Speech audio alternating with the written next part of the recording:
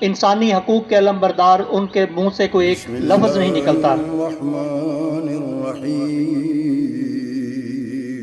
شروع اللہ کے نام سے جو بڑا مہربان نہایت رحم والا ہے۔ اور دکھ کا بھی ہے، کیونکہ آج کے دن سن 1947 میں، یعنی کہ آج سے 74 برس قبل، ہندوستانی افواج نے ناجائز طور پر کشمیر کے علاقوں میں، جہاں اکثریت ہمارے مسلمان بھائیوں کی ہے، اپنی افواج کو وہاں پہ داخل کیا اور کافی سارے حصے پہ قبضہ کر لیا۔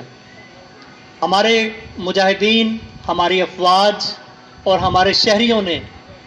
اس انڈین آرمی کا جم کر مقابلہ کیا اور بہت سے علاقوں کو نہ صرف ان سے محفوظ رکھا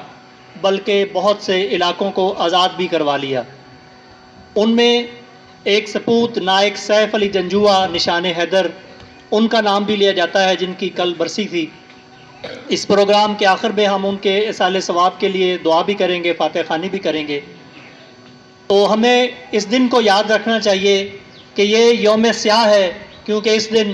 ایک آزاد قوم کے اوپر ایک غلامی اور ایک قابض فوج نے قبضہ کر کے ان کو غلامی کی دلدل میں دھکیلا،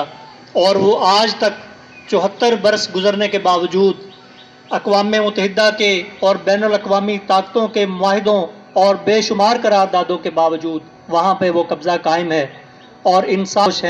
انسانی حقوق کے علمبردار ان کے منہ سے کوئی ایک لفظ نہیں نکلتا۔